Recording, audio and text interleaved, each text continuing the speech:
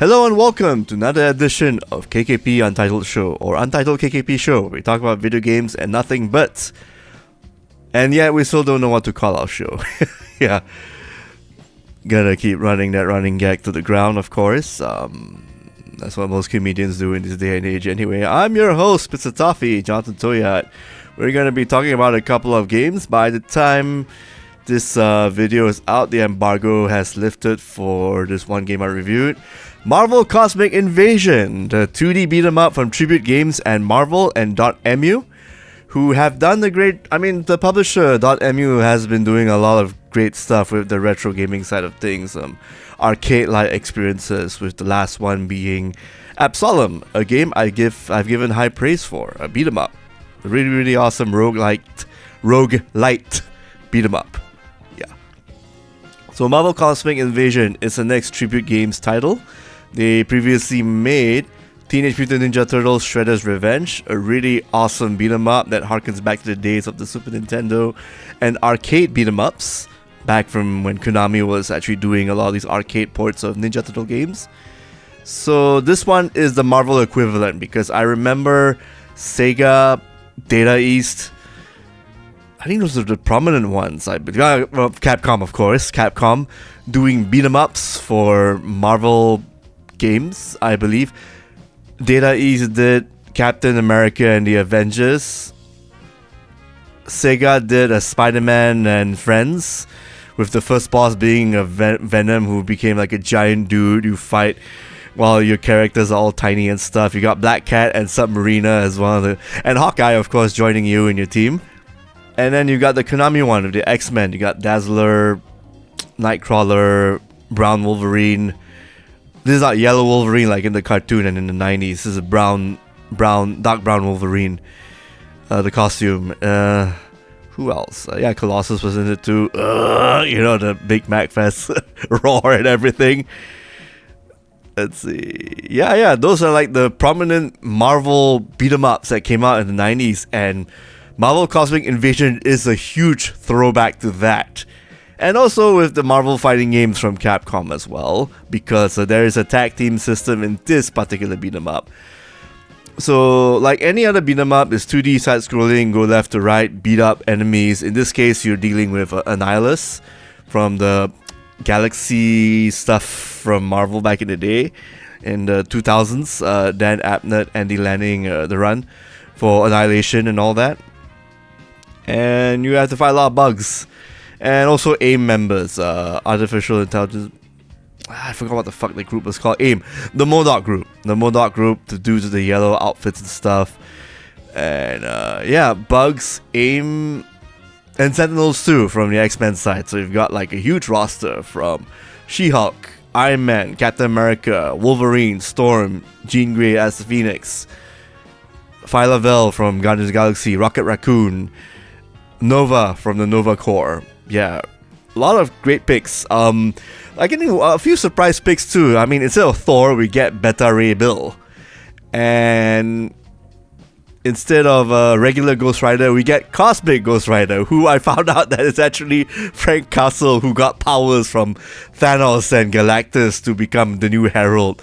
Speaking of which, Silver Surfer is a playable character in this game, and he's also a boss too. So you get a lot of little fun stuff. This is like the story mode for this game. You can finish it in like 3 hours or so. It's a really quick, breezy kind of experience. It's also pretty challenging too.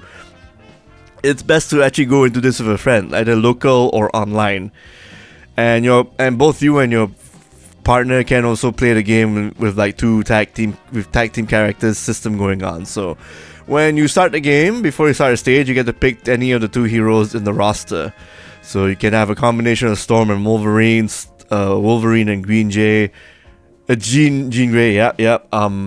You can have a combination of Rocket Raccoon and She-Hulk, Iron Man and Captain America, and so forth and so forth. And what's really cool is every character here just plays completely different. I mean, there are the same archetypes. Like, you've got like your Shoto-style characters. You've got like the all-rounders. You've got the grapplers like Venom and She-Hulk. You've got characters with weird jumping attacks like Spider-Man and Venom. You've got like heavy characters, like again, She-Hulk. She's the big brute of the game itself. So she walks slow, but she can grab characters, she can toss them around. Got a really cool elbow slam. And you've got characters who can fly, like Iron Man, Viola, Nova, Storm. You just press jump twice to end up in the air, and there are situations where enemies will stay in the air and they won't go down unless you do an uppercut, which is basically attack and jump at the same time. Same with Ninja Turtles as well, you got an uppercut attack. Or you just stay in the air and just hit them while you're standing in the air.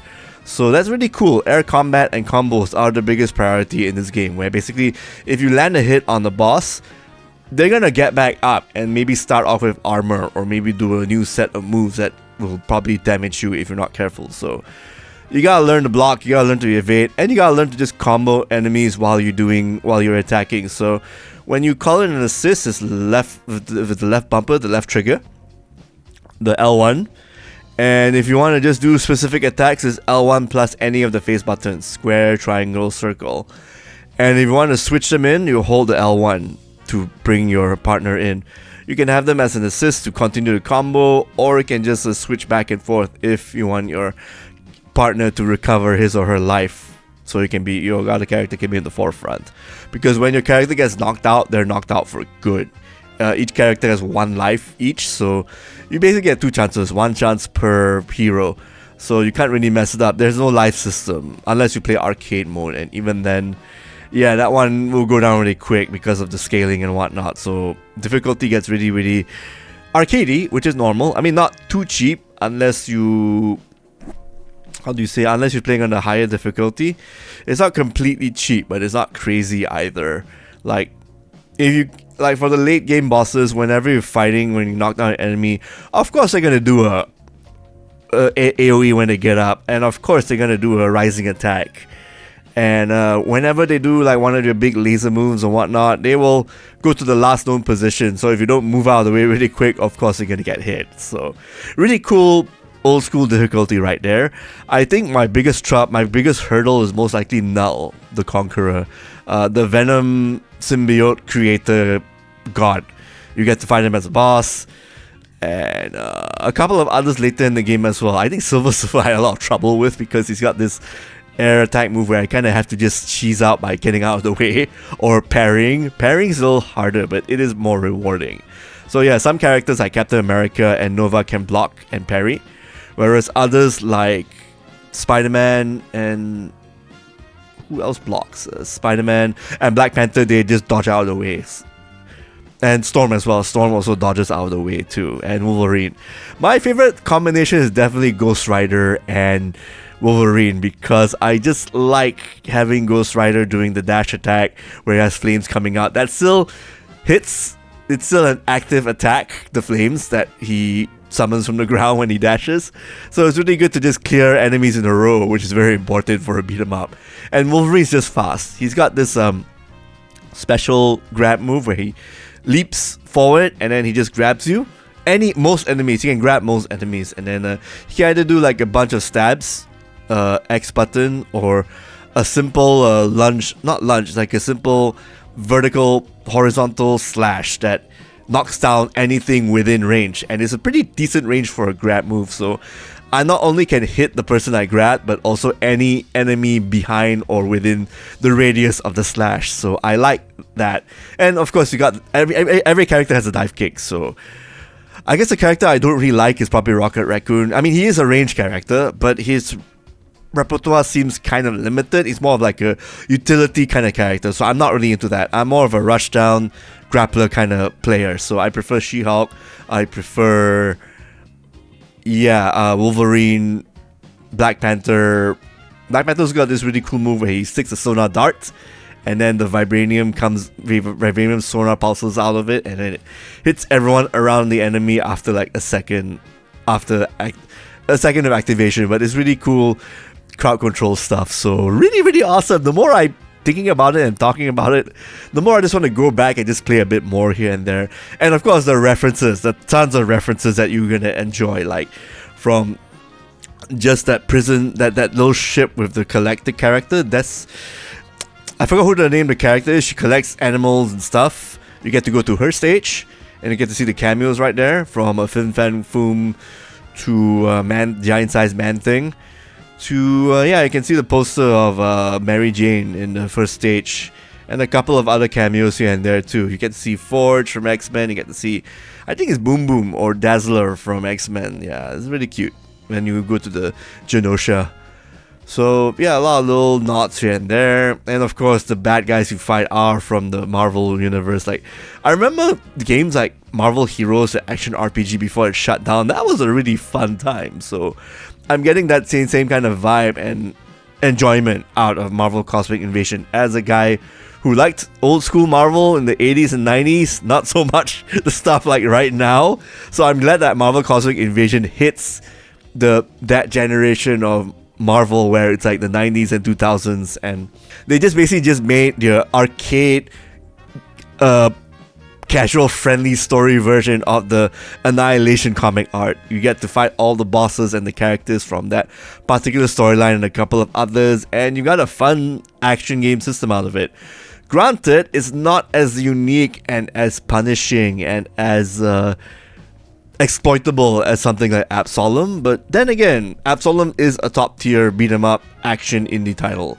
Marvel Cosmic Invasion aims to be very fun, reminiscent of Ninja Turtles Shredder's Revenge a couple of years back, and this is no different. In fact, it's about the same level of enjoyment you get, and I suspect Tribute Games is not done with this game. Like, after this game is out, we're gonna get more DLC. I'm guessing maybe you get to play as the boss characters, maybe Taskmaster or Thanos or a couple of others to reuse the sprites and make new characters. And if it comes to requests, I mean, even when I get to the color changing part of the game itself, you know, I get to see Venom from the color of Venom in the Marvel's Capcom games is inside, and you've got like US Soldier colors and a couple of others. You get brown Wolverine, you get yellow Wolverine from the X-Men 97, and even get like darkened X-Force Wolverine colors. All different nods and whatnot. Really, really cool, awesome stuff right there. So with that, I give this game an 80 out of 100. Good high recommendation for Marvel fans. Maybe 10 points off if you're not into Marvel, but this is definitely a good tribute to the 90s, 2000s, and 80s beat 'em ups from back in the day when Sega and Konami ruled the roost like they did back in the day. Yeah. So Marvel Cosmic Invasion is a good tribute to those titles. Feels really good to play. Looks awesome. I like the soundtrack, action game stuff going on. Really, really cool stuff here and there. I mean, in fact, I can hear a bit of the Capcom twang, you know, the CPS twang in a lot of T. Lopez's music in Marvel Cosmic Invasion. So this is a good throwback, 100%. I think if this game came out the same time as Ninja Turtles, I mean, if it came out before Ninja Turtles, it'll get that same pop.